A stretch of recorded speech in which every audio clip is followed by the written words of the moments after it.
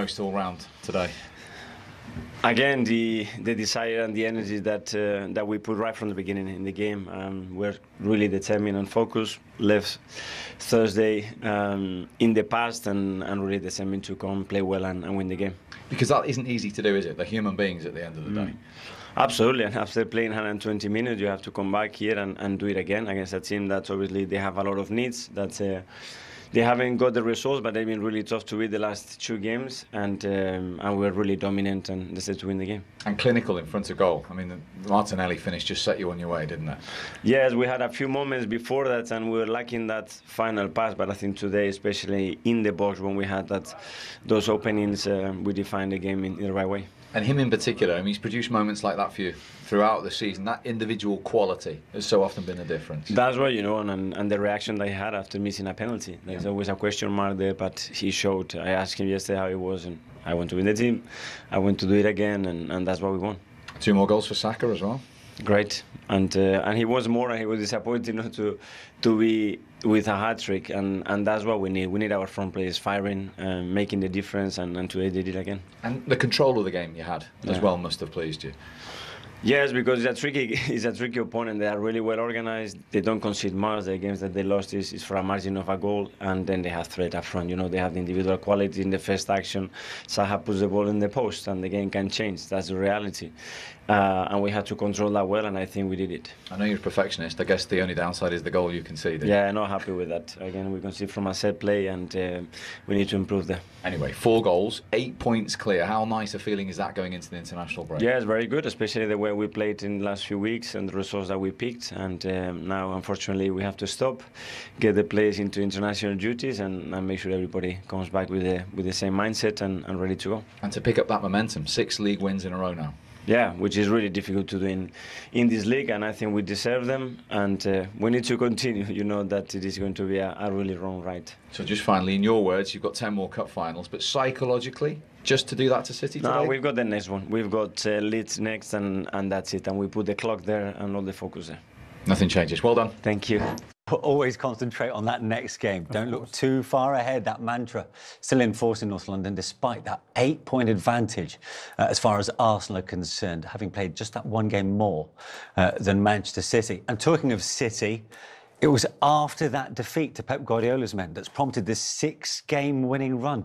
What a reaction from Arsenal as a result, man. I remember when they lost away at Everton as well. It was a difficult moment, so good reaction. Altogether, you can see the unity and the anger from this team, you know. So the great desire. He said that probably the last few games after the game, Arteta, and I agree with him. You can see that every time they score a goal, they hold together, the unity, you know. I saw that when they were dropped against Sporting, the unity, they lost at the end on penalty. Yeah. But you could see that you cannot win titles if you don't have this unity into the team, the desire altogether. Yeah, and it doesn't alter their game plan, because in those 6 wins since the City defeat, Michael, they've scored 19 goals. They're just a seriously good team with lots of different components that make them good. Great players, pace, goal-scoring ability, unity, togetherness, a backing from the fans that feels different than it's ever done before. It's just a place, a club that feels like it's bubbling up nicely, and if they go and win the biggest prize of them all, then of course they're going to fully deserve it, because the improvement in this team from last year is quite staggering. A lot of people thought, yeah, Arsenal are on the way back up. They might get Champions League this year or something like that. I mean, it's staggering the improvement that they've had this season. Mentally as well. Oh, everything. Look at Saka, you know. 2 or 3 years ago, he was probably out of the club. Yeah. Divorced from with the fans. Now he's back, and look at the communion, you know, with the fans after he scored a goal again today. Look at Martinelli when he missed the penalty a few days ago, and the mental strength. That, again, I repeat myself, but I'm pretty sure this is very important when you want to win something. Unity is important, but mental strength, you know, to support the pressure from Manchester City, especially when they will play against them in a few weeks' time. But I could see the improvement from last year. You know, I remember last season when they lost against Tottenham. Remember It was, what, 6 or 7 games to go at the end of the season. We're talking about Champions League position, and they were killed away, 3-1 month in space of 1 year. It's amazing. Is it easier to have that mental strength the younger you are to shrug off the disappointments as opposed to being a more experienced campaigner? Well, I mean, they're both linked, but I think it doesn't matter if you're young or not. I mean, for me, the main question is, can you handle the situation? Can you improve yourself when you go through nightmares or terrible situations? This is, for me, the most important. Michael? Yeah, well, there's two ways of looking at it, isn't it? There's always these youngsters have not really had any battle scars. From previous years, yeah. So mentally, they're quite free of that. Whereas the older players, they can understand more that you have ups and you have downs in your career, and you can compute that a little bit better and understand it a little bit better. And then once you can understand it, you can help the youngsters with that as well. So I think what is key is to have a mixture of them both, to have some old heads, to have some winners in the dressing room. They added that at the start of the season. A couple of winners into the dressing room, and we all can see how good some of the young players are. Yeah, well, the chemistry seems just about right. We're taking into note, of course, that they've won the last 6 in the Premier League. When they pick up the baton after the international break, this is what Arsenal have got to look forward to before they take on Manchester City. So Leeds at home, Liverpool away, West Ham away, and Southampton at home before the big one at the Etihad Stadium.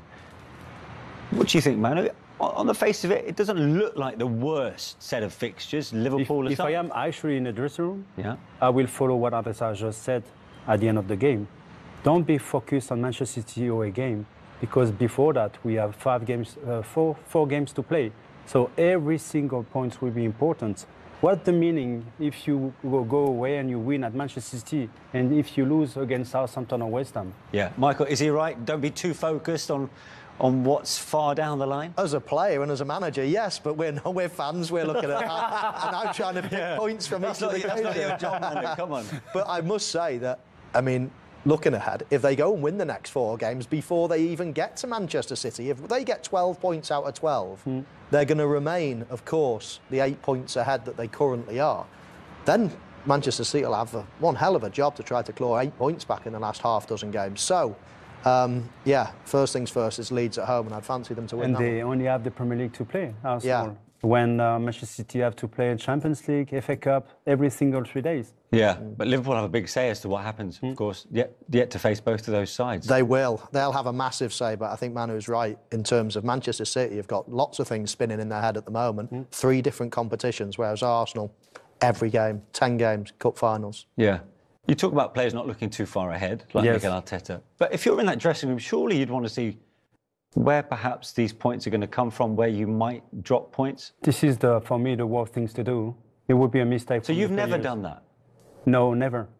Never. If you want to win, if you're fighting for titles, and we are talking the last weeks of the season, so don't be focused on one game. Every single game is very important. I remember when we were 12 or 13 points behind Manchester United in 1997 season, and we knew that we had 3 games in hand.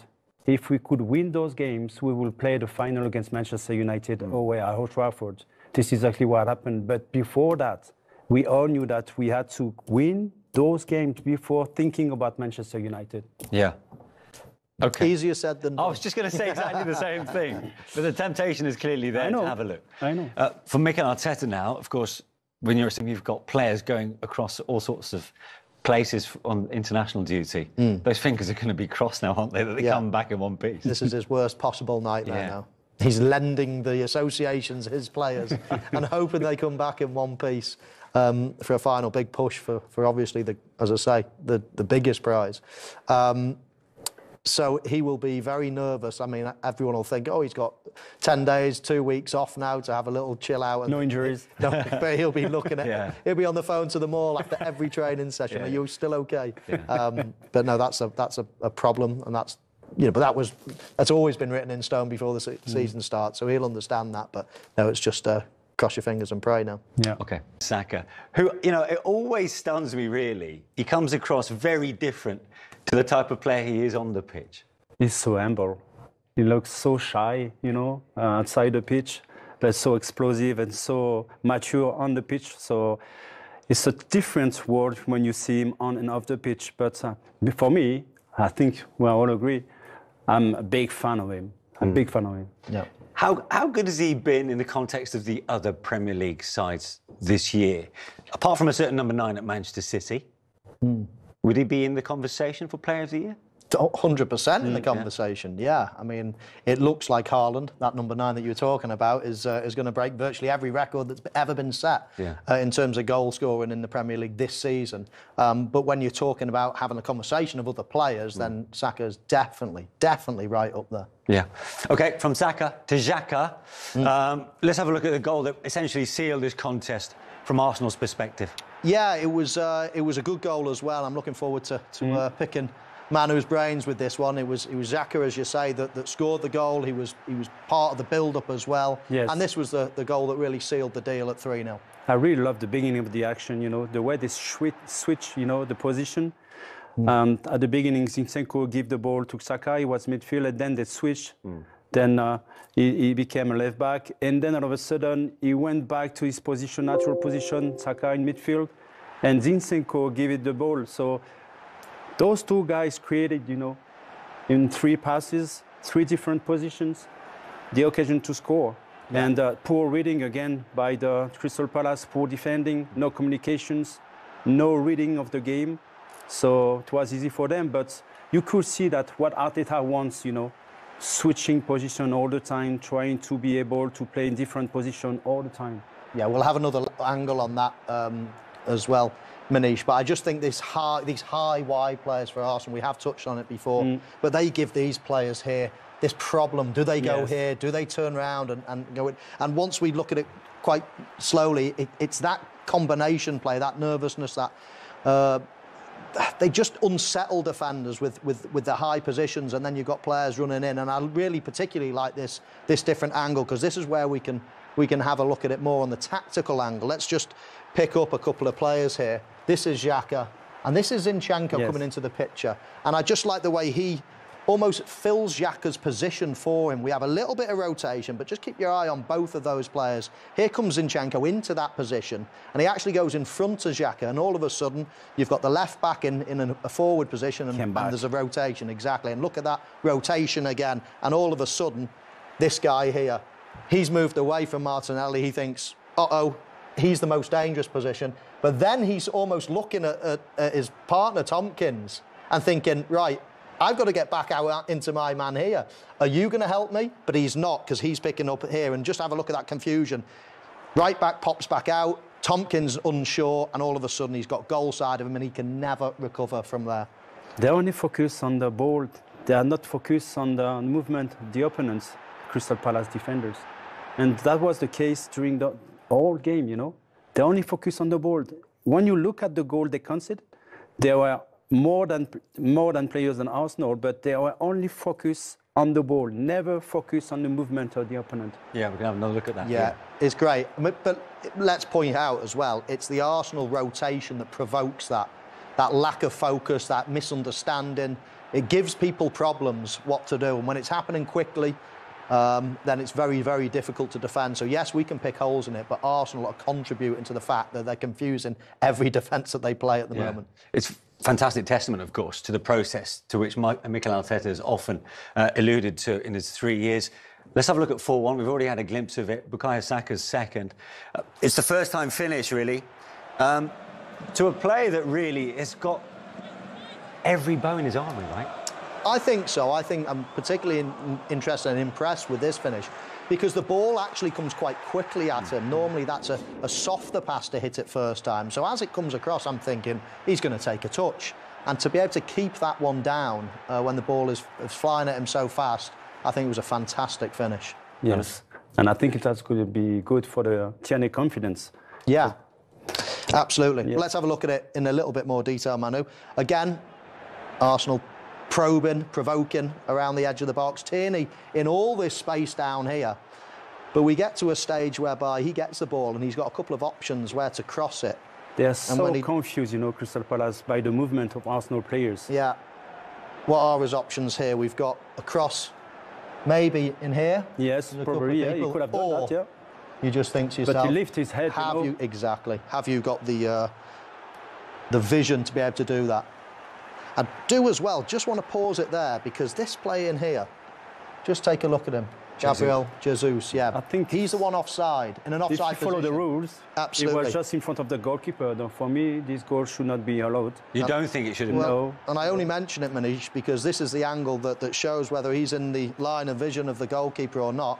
And when he strikes it there, I think it's very hard to say that he's not. And I'm surprised. The rules, no, right? Yeah, I'm surprised that one was given. But hey, it didn't affect the result at the end of the game. It was always going to be 3 points for Arsenal. Yeah. Was that as comfortable a victory as you could have hoped for from an Arsenal's perspective? Because when you heard that Saliba was injured, yeah, I was not very confident with Rob Holding. He did a good game, a decent game.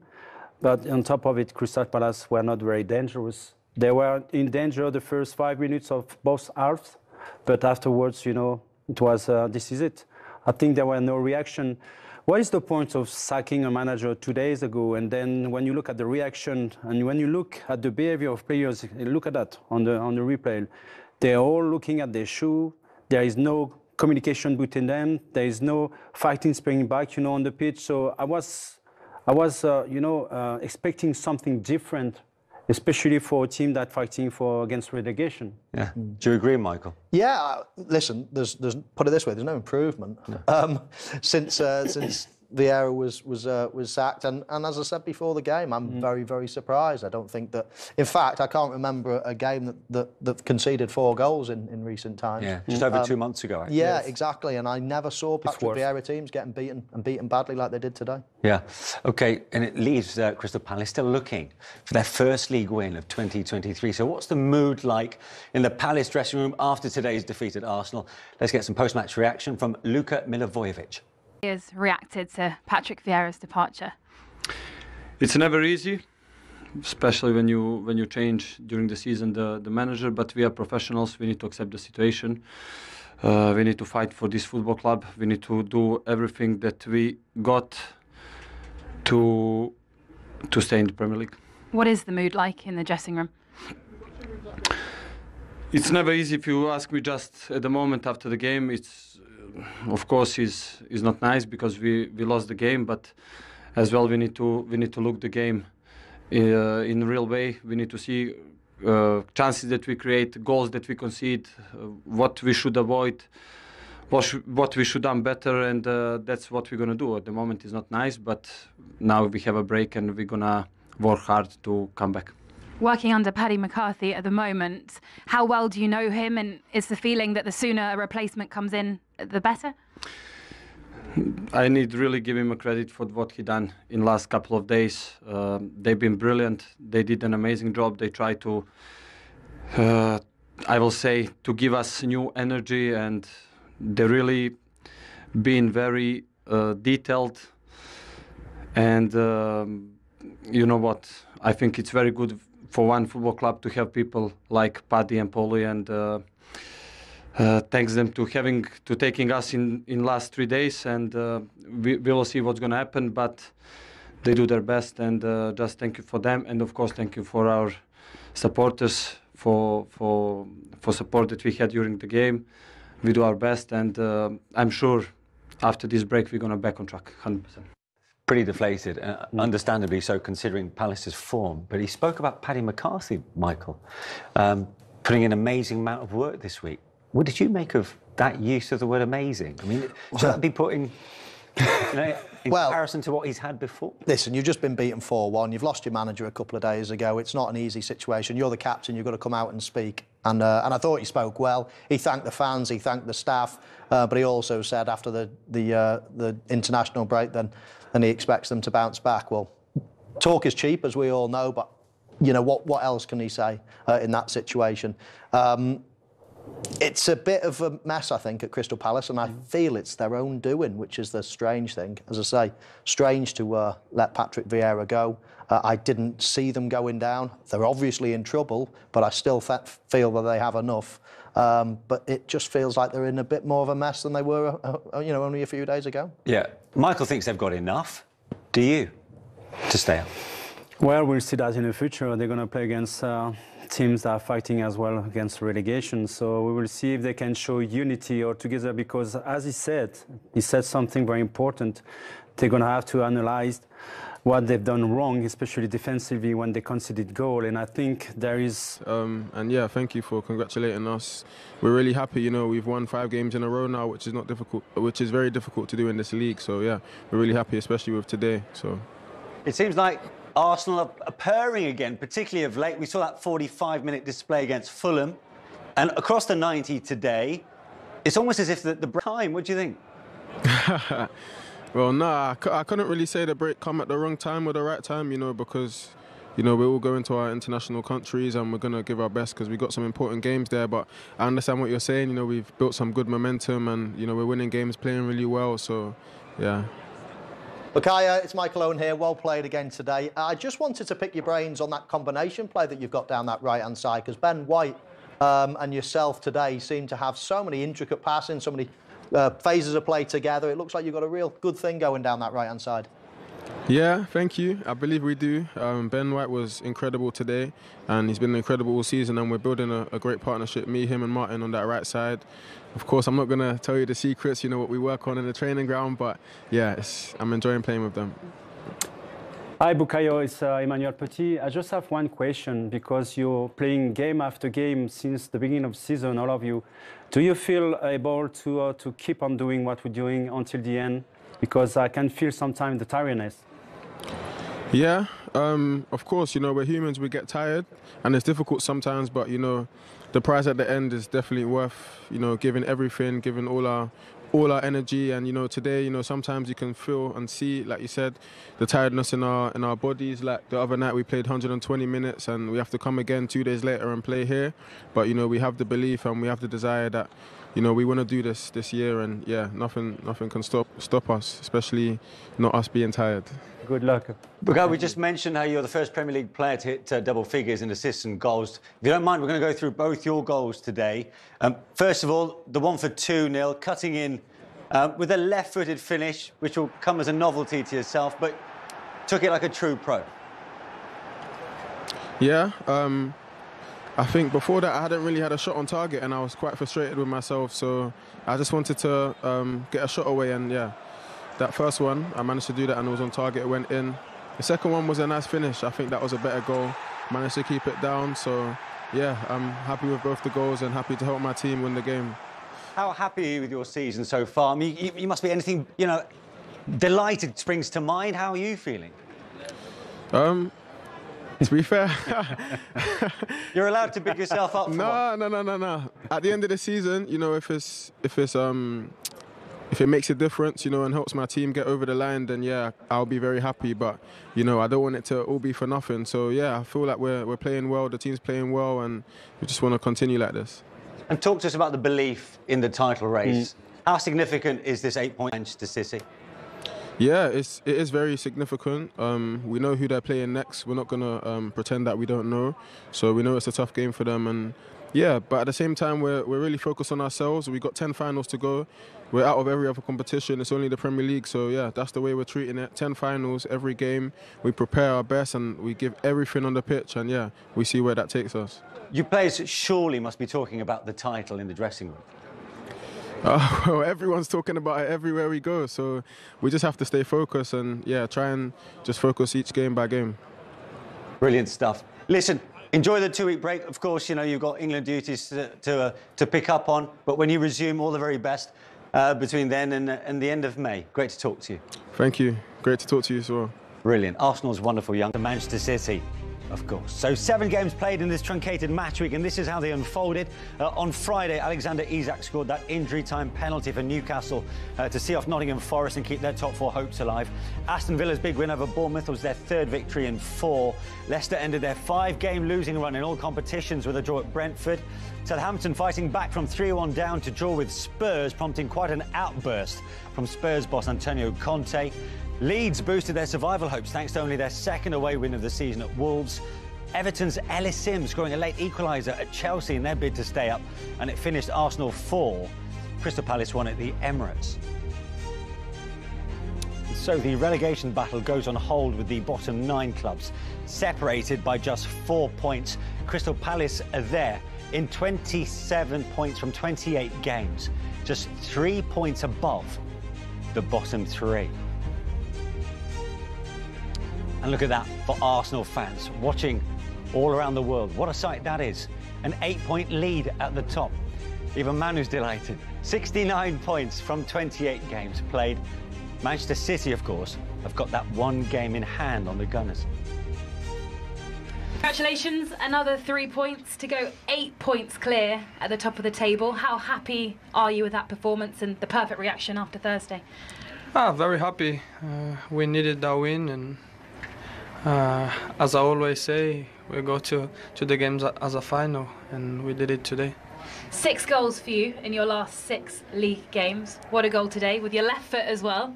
Talk me through that one. Yeah, it was a good goal. Good pass from B. I don't know if he tried to play to me or someone else, but it was a good pass, and I just gave a touch and a good finish with my weak foot. Good goal. Did you manage to pick yourself up after the disappointment in the penalty shootout on Thursday? How did you feel going into today's game? Of course, it's life and it happens.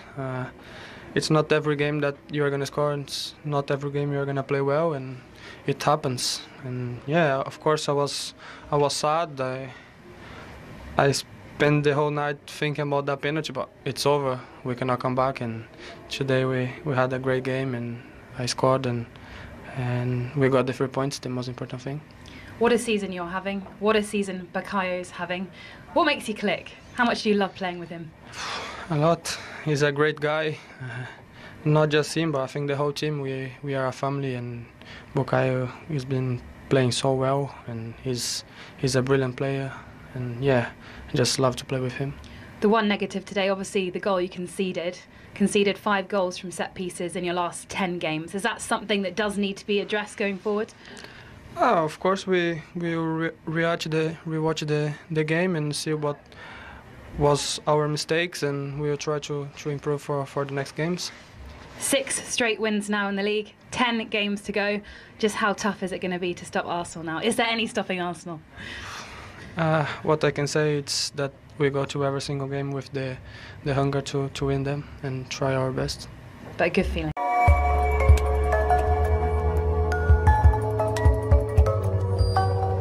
Position MRBEAR. Alors que se passe-t-il?